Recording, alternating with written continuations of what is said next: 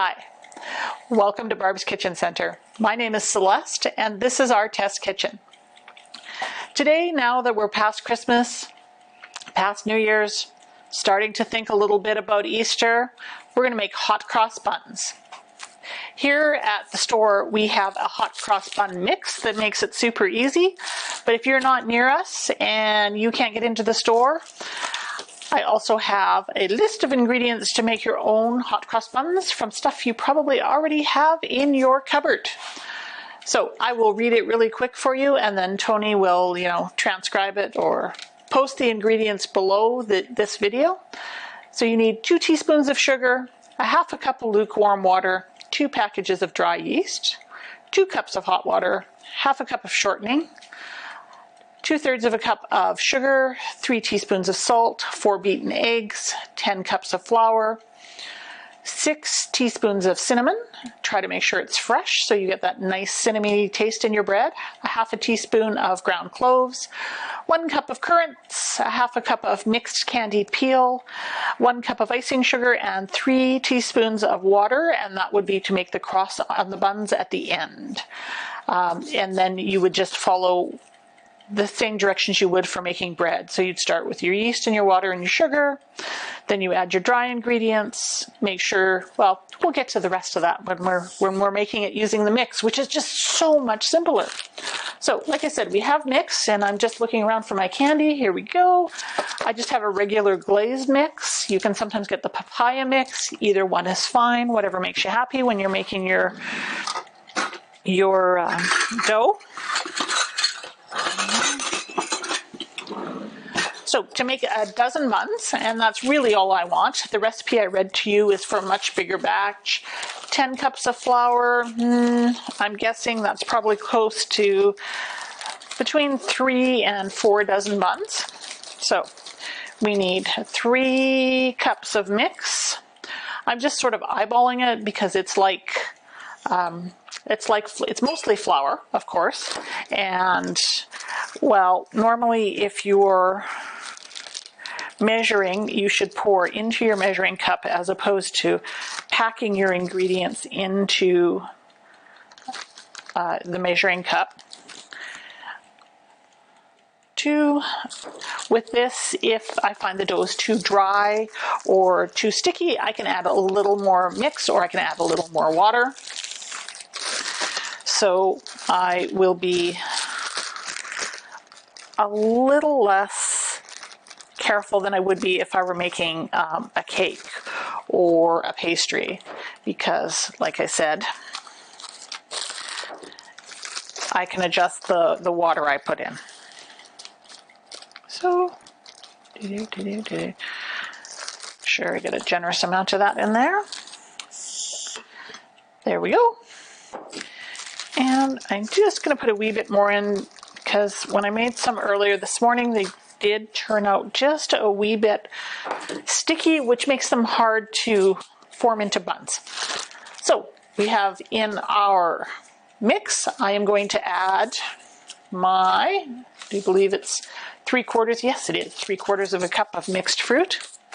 And you want to add the mixed fruit to the flour because the flour will help enable the fruit to sort of disperse itself evenly through the buns and I'm going to take out the really big cherry because it should, for this in particular, it should all be sort of a medium dice of fruit as opposed to the whole cherries.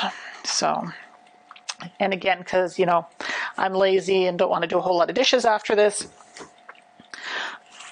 just using the same measuring cup I measured my flour mixture in and not filling it up.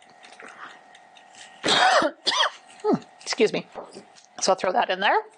And now I'm just going to mix the flour and the fruit so that the fruit gets a nice jacketing of flour so that it'll be able to stay within the mix and not float down to the bottom.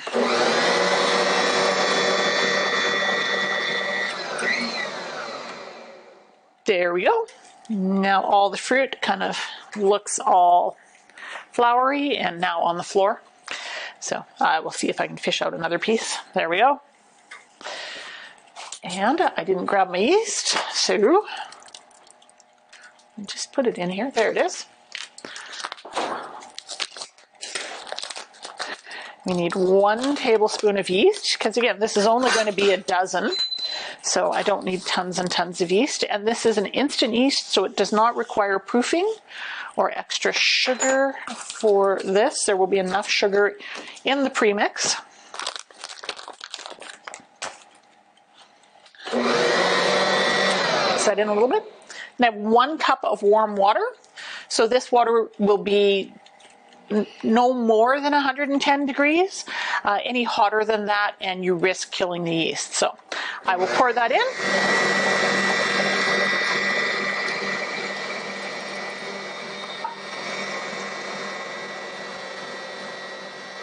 There it all goes.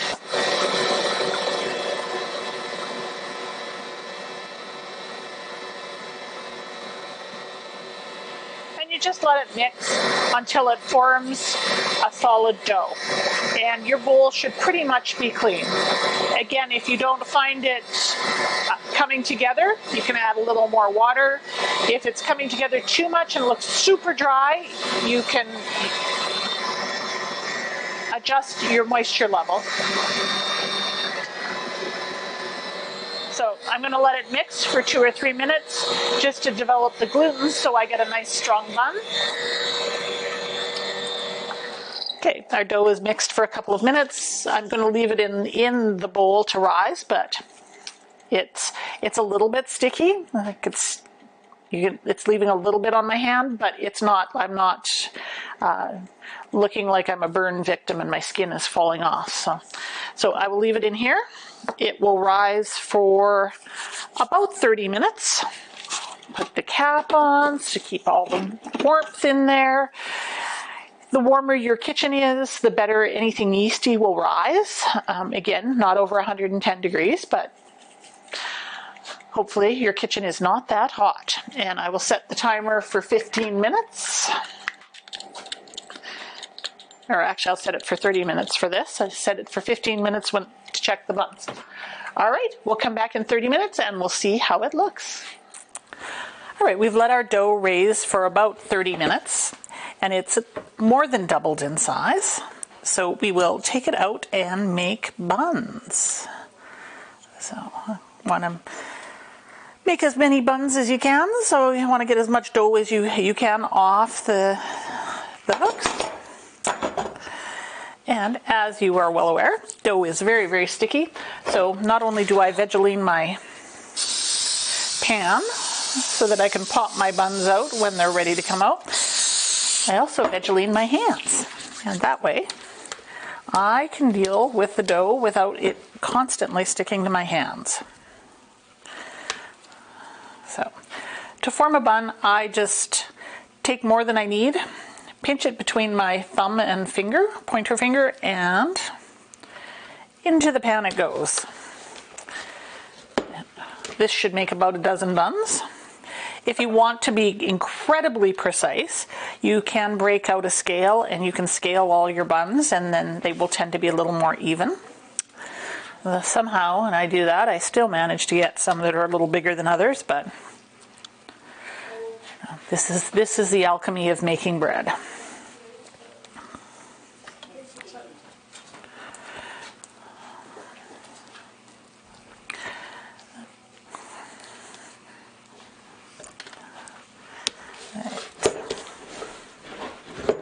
Which is very, very sticky today. Must be a lot of humidity in the air today. So don't worry about it if your dough is a little sticky. As long as it holds together, it will be fine.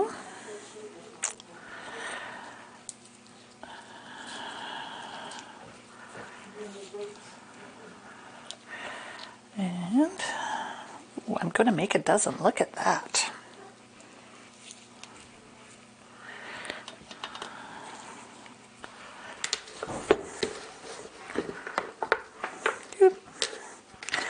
All my little pieces of fruit falling out all over the place. So these hot crust buns are great at Christmas. They're great at Easter. They're great anytime you feel like a fruited bread. And this mix is awesome, so you don't have to worry about having all of the spices and all of the ingredients, and you don't have to worry about how fresh they are. You can just pop in and get the hot cross bun mix and have hot cross buns anytime you want. This dough also works incredibly well in your bread machine if you just make the dough. Or if you wanted, you could make it as a fruit bread as well. But it is always nice to just throw it in your bread maker and have it come out as dough. So if you want and you feel like you don't want to have one great big bun at the end, you can look at your buns here. Sticky, sticky, sticky. Should have Vaseline my hands one last time. This guy doesn't look like he has a lot of fruit in it, so I'll just take him out and reform him. There we go. And you can spray the tops with Vaseline. However, there it is. Vaseline has a bit of a taste, and it can flavor your the tops of your bread in a way you may or may not like, depending on how sensitive your palate is. So I usually keep an Evo sprayer with some olive oil in it, and I just quickly spray the tops. Not so much that you get a lake in the bottom of the pan, but just enough that the tops stay a little bit moist. Then I will get a clean towel out of my drawer. And there we go. I will cover up my buns and we will let them rise for another hour on a warm counter. All right, the buns are just about ready to go into the oven, and so now we want to put the crosses on them. There's two ways to do it. You can do it now with flour and water and put them in the oven, and the flour and water solution will protect that cross on the bun from getting nice and dark like the rest of it. If you want to, you can do it later with icing sugar and water after the buns are cooked, or you can do both. So we will put our crosses on our buns. I'm just using a squirt bottle. There we go.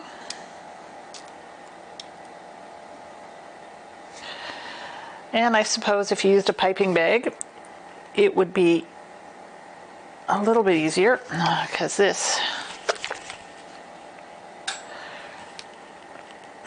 come on.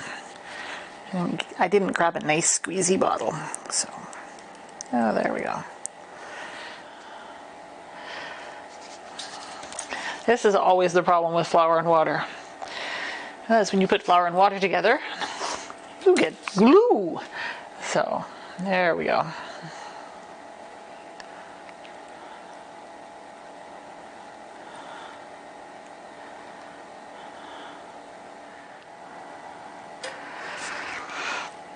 So, and this is why it might be easier to do it afterwards. But part of the charm is having the white cross on your bun that is not just straight up icing sugar and water. If you want to make it more flavorful, you can use a marmalade jelly without the peel and mix some icing sugar into that. Haha, I did it! And now we'll just pop these babies into the oven.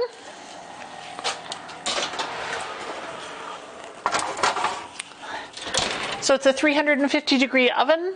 We'll time it for about 15 minutes and check it. It'll probably take 20, but do make sure you check your oven. It's good to have a good oven thermometer to make sure your oven's at the right temperature. And we'll see what they look like when they come out. All right, we've just popped the buns out of the oven. They mostly look done. Again, I was kind of in a rush, so they're slightly different sizes, but that's okay. That way everybody knows they're homemade. I'm just putting a little bit of butter on top of them. You could use apricot jam that you've reduced with a little water. And this just helps keep the tops soft later, and they don't get quite as crusty, because although some breads are great at being kind of crusty, Just my flour and water mix. Other things need to be soft, and if you want a hot cross bun, you want it to be nice and soft and not crunchy and crummy. So, with my asbestos fingers and long fingernails, we will take them out of the very hot pan. And just get this out of the way. So these are a little hot now, and this will just melt, but because I don't think the crosses are quite bright enough, and I do like them to be a little more 3D, I have mixed up some icing sugar, and I chose to, instead of using water just to add a little bit of flavor, I used some vanilla. You could use an orange flavoring, or you can just use plain water, and then you would just drizzle it over, again, your bun, and get that nice cross. Okay. Make it run.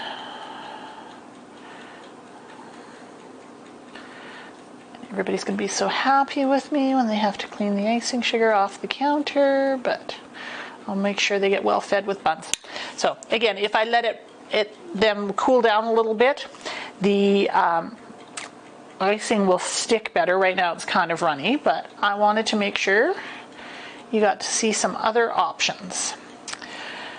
The other thing my stealthy and well-read cameraman reminded me of is some people actually make a flour and water fairly solid paste, turn it into a dough, and then lay that as a cross on their bun before they put it in the oven, and that would work lovely too. So any way you want to get the cross on the bun is up to you. But here are a couple of options for you. Now, thank you very much for joining us, and hope you have a great Easter.